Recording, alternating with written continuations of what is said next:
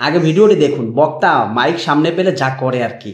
আবু তাহা আদনান ভাইকে বলছি, সাবিকুন নাহারকে আবার বিবাহ করে যে সার্কেস খেলা খেলেছেন, এটা আপনি জাতির সামনে প্রকাশ করুন। একজন স্ত্রীকে তালাক দিয়ে দেওয়ার পরে 3 তালাক যখন হয়ে যায়, ওয়াল মুতাল্লাকাতু ইয়াতারাব্বাসনা বিআনফুসিহিন্না সালাসাতা কুরু, স্ত্রীকে তালাক দিয়ে দেওয়ার পরে আবার যদি নিতে হয় তার সর্বপ্রথম 3 মাসের ইদ্যত পালন করতে হবে। 3 মাস যাবে আপনার থেকে তালাক হয়েছে, তারপরে 3 মাস যাওয়ার পরে সে আরেক জায়গায় বিবাহ বসবে, সেইখানে তার শারীরিক সম্পর্ক হবে। তারপরে দেন সে যদি ডিভোর্স দেয় আবার 3 মাস তার ইদ্যত পালন করতে হবে। এরপরে না আপনার কাছে আবার নতুন করে আসতে পারে। কিন্তু দেখলাম কয়েকদিন আগে আপনি ডিভোর্স দিয়ে দিয়েছেন, আবার নতুন করে তাকে কাছে নিয়েছেন, আপনি বিবাহ করেছেন। ভাই, পেপার পত্রিকায় লেখালেখি হচ্ছে, মিডিয়া এটা প্রকাশ করছে, আপনার চোখে কি পড়ছে না? আপনি কি চোখে দেখছেন না? আপনার অন্য অন্য স্ট্যাটাস পাওয়া যাচ্ছে, কিন্তু আপনি এটা খোলাসা করছেন না কেন? বিভ্রান্ত হচ্ছে লক্ষ লক্ষ মানুষ। তারা স্ত্রীকে ডিভোর্স দেওয়ার পরে ইদ্যত পালন না করিয়ে এবং তারা নতুন করে বিবাহ না দিয়ে তারা আবার স্ত্রীকে ঘরের ভিতরে নিচ্ছে। আপনি আলেম মানুষ ভাই, আপনাকে আমরা আলেম হিসাবে কাছে টেনে নিয়েছি। আপনার ব্যাপারে অনেক কথা ছিল, আপনি আলেম না, মাদ্রাসায় পড়েন নাই, বিভিন্ন কথা। আপনার সুন্দর সুন্দর লেকচার আপনার মডিফাইড করেছেন, আপনি অনেক সময় মোটিভেশন দিয়েছেন যুব সমাজকে। আপনার পক্ষে অনেকে আছে, আমি জানি। আমার এই বক্তব্য শুনেও অনেকে আমার বিরুদ্ধে কথা বলবে।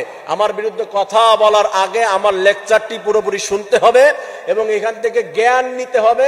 আমাকে মাপবেন, তারপরে কথা বলবেন, এর আগে কটূক্তি করার চেষ্টা করবেন না।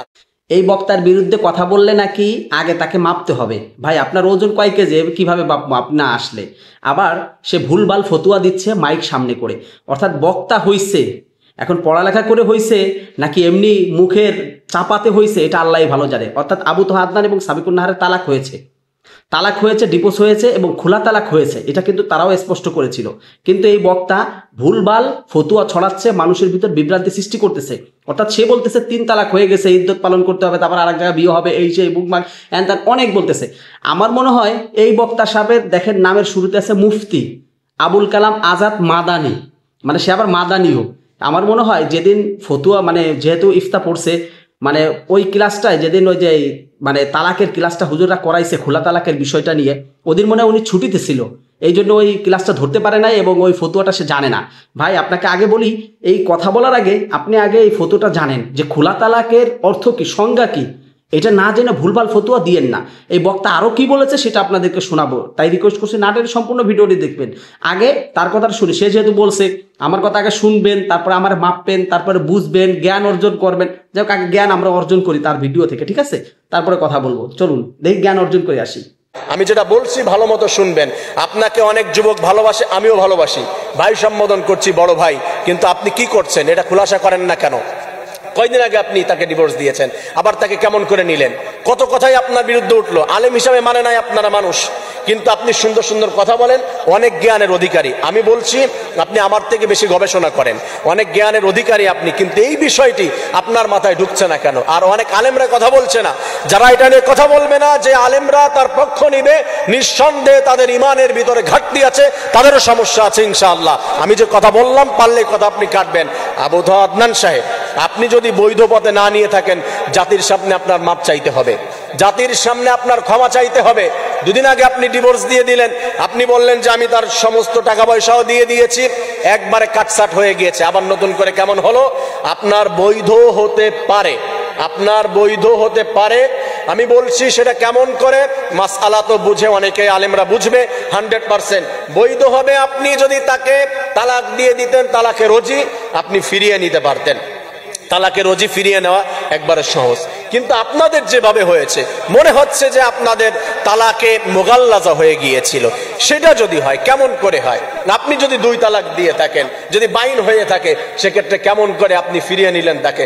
নতুন করে বিবাহ করার ক্ষেত্রে তো তার আপনার ইদ্যত পালন করতে হবে, 3 মাস আপনার থেকে ইদ্যত পালন করবে এবং সেখান থেকে আপনি ফিরিয়ে নিতে পারবেন। যদি মুগাল্লাজা হয়ে যায়, তাহলে তো আপনার কমপক্ষে আরেক জায়গায় বিয়ে হবে আপনার স্ত্রী সাবিকুন নাহারের, সেখান থেকে যদি সে ছেড়ে দেয় আবার আপনি নিতে পারেন। তা কি হলো আপনাদের ভিতরে বুঝলাম না। তাহলে কি আপনি ছাড়েন নাই? আপনি কি বলবেন এখন?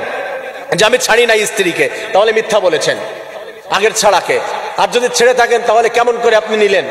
আগে একবার আপনার নিয়ে কথা উঠেছে, ভাই আমরা আলেমরা আপনার পক্ষে কথা বলেছি, আমরা কথা বলেছি। আপনাকে বলা হয়েছিল যে আপনি হচ্ছে গুম হন নাই, আপনি কি করেছেন? কোথাও পালিয়ে থেকেছেন, কোথাও লুকায় ছিলেন নিজেকে, এবং গুমের একটা গুজব উঠেছে, সংসদ পর্যন্ত আপনাকে নিয়ে আলোচনা হয়েছে। তা এটা বলছি, আপনি এখন এই বিষয়টি খোলাসা করছেন না, কারণ আমি জানি আগামীকাল সকালে আমাকে নিয়ে লেখা হবে, এটার বিরুদ্ধে বলবে, আমাকে অনেক কথা বলবে, অনেকে গালি দিবে কমেন্টে। আই ডোন্ট কেয়ার, আমি হক কথা বলেছি, আপনি কেন খোলাসা করছেন না? অনেকে বলতে পারেন ভাই তাকে ফোন দিয়ে আপনি বললেন না কেন, তার নাম্বার না আমি পাইনি, সে মিডিয়াতে এত বেশি কথা হচ্ছে, প্রতিবাদ করতে হবে। যেখানে রাসূল সাল্লাল্লাহু আলাইহি ওয়াসাল্লাম বলে দিয়েছেন, মান রাআ মিনকুম মুনকারান ফালইগাইয়ির বিয়াদি ওয়া মান লাম ইস্তাতি ফাবিলিসানি ওয়া মান লাম ইস্তাতি ফাবিকলবিহি। কোন ইসলাম বিরোধী কার্যক্রম দেখলে এখানে হাজার হাজার হাজার হাজার ছেলে মেয়েরা ডিভোর্সি স্ত্রীকে আবার ঘরের ভিতরে নিচ্ছে। ওই যে হুজুর নিয়েছে, আবু তহা আদনান সাহেব নিয়েছে, আপনার লক্ষ লক্ষ ছেলে মেয়েরা আপনাকে ফলো করে, আপনাকে ভালোবাসে, আপনি এই ধরনের কাজ করবেন কেন ভাই? আপনি কেন করবেন এই কাজ? তারা তো না বুঝে, আপনি হয়তো বৈধ পথে নিয়েছেন, আমি আবার বলছি আপনি বৈধ পথে নিয়েছেন, কিন্তু আপনি কেন বিষয়টি পরিষ্কার করেন নাই? আপনি তো সবই পরিষ্কার করেছেন, তাই এটা কেন পরিষ্কার করছেন না? আপনি দেখছেন না? আপনি কি এই বিষয়টি করেন নাই, নাকি এটা গুজব ছড়িয়েছে? যদি গুজব হয়ে থাকে তাহলে মিডিয়ার বিরুদ্ধে কথা হবে, এবং আমিও তার জন্য ক্ষমা প্রার্থী, কিন্তু গুজব হয় নাই, আপনি করেছেন। অনেক বড় বড় মিডিয়া প্রচার করেছে টিভিতে, আপনি কেন খোলাসা করছেন না? অনেকে তো না বুঝে তালাকের মাসআলা, বউকে আবার ঘরে নিচ্ছে, আপনার এটা খোলাসা করতে হবে। এই বিলম্ব করেছেন, তার জন্য সরি বলতে হবে, তার জন্য মাপ চাইতে হবে, তার জন্য ক্ষমা চাইতে হবে আপনার। কেন আপনি এটা করেছেন? আজকে মানুষকে মিসগাইড করার চেষ্টা করবেন না। অনেক ভালো ভালো কথা বলেন, এটা আলহামদুলিল্লাহ ভালো। প্রিয় ভাইয়েরা, আমি জাস্ট তাকে বোঝানোর জন্য বলেছি, যারা ফ্যান ফলোয়ার আছেন মন খারাপ করবেন না। আমি শুধু শুধু চিল্লাচিল্লি করতেছি এটা এই জন্যই যে রাসূল বলেছে, যদি ইসলাম বিরোধী বা সমাজ বিরোধী কোনো কাজ দেখো, ফার্স্ট তোমার বাধা দিতে হবে হাত দিয়ে, যদি সেটা তোমার সুযোগ না হয় তাহলে তোমার মুখের মাধ্যমে বাধা দিতে হবে। থার্ড, তুমি যদি সেটাও না পারো, এটা হচ্ছে ওয়াদালিকা আদআফুল ঈমান, দুর্বল ঈমানের পরিচয়, মনে মনে ঘৃণা করতে হবে। আবু তহা আদনান সাহেব, আপনাকে আবারও বলছি, মিডিয়ার সামনে বিষয় খোলাসা করুন, ক্ষমা চান যে বিলম্ব করেছেন কেন, আর এটা খোলা পুরোপুরি আপনার ডিটেলস বলতে হবে কি করেছেন।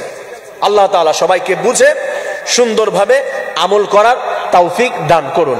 আমি যে বিষয়টি বলেছি কাউকে কটাক্ষ করার, কষ্ট দেওয়ার জন্য নয়, বোঝানোর জন্য। কেউ কষ্ট পেয়ে থাকলে ক্ষমা সুন্দর দৃষ্টিতে দেখবেন। আবু তহা আদনান সাহেবকেও বলছি ক্ষমার দৃষ্টিতে দেখবেন। আল্লাহ তাআলা আমাদের সবাইকে ইসলামের বিধানের উপরে চলে জান্নাতকে হাসিল করার তৌফিক দান করুন, আমিন। যাই হোক, আবুল কালাম আজাদ মাদানী বক্তা সাহেব মাইক সামনে নিয়ে ভুলভাল ফতুয়া দিচ্ছে, আপনারা সেগুলো তো শুনতে পারলেন। তাকে মাপতে হবে, তার কাছে জ্ঞান নিতে হবে, সে তার নিজেরই জ্ঞান নাই, তার নিজেরই জ্ঞান নাই, সে মানুষে কি জ্ঞান দিবে? আম পাবলিকও জানে যে খোলা তালাক অর্থ কি। এই বিষয়টা নিয়ে আপনার যদি জ্ঞান না থাকে, আমার চ্যানেলে দেখেন, একটা ভিডিও ছাড়ছি খোলা তালাক এর সংজ্ঞাটা নিয়ে। তো এই বিষয়টা আপনি একটু দেখেন, হয়তো ওই দিন আপনি ক্লাসে ছিলেন না, এই জন্য জানতে পারেন নাই। ভিডিওটা দেখে তারপরে আবার নতুন করে ওয়াজ দিয়েন মানুষের কাছে ক্ষমা চেয়ে। যাই হোক, তার কথাগুলো শুনতে পারলেন, তার কথাটা কতটা যুক্তিযুক্ত অবশ্যই কমেন্ট করবেন। খোলা তালাকের সংজ্ঞা আমি আপনাদেরকে বলছি, যদি আপনারা না জেনে থাকেন, না বুঝে থাকেন, আমার চ্যানেলে ভিডিও দেওয়া আছে, ঠিক আছে? তাহলে ভিডিওটি দেখে আসেন খোলা তালাকের সংখ্যা নিয়ে। যাই হোক, ভিডিওটি ভালো লাগলে অবশ্যই লাইক করবেন এবং কমেন্ট করে অবশ্যই এই বিষয়ে মন্তব্য আশা করছি আপনার কাছ থেকে। এবং সম্পূর্ণ ভিডিও দেখার জন্য আপনাকে অসংখ্য ধন্যবাদ। তো সবাই ভালো থাকবেন, সুস্থ থাকবেন। আসসালামু আলাইকুম ওয়া রাহমাতুল্লাহি ওয়া বারাকাতুহু।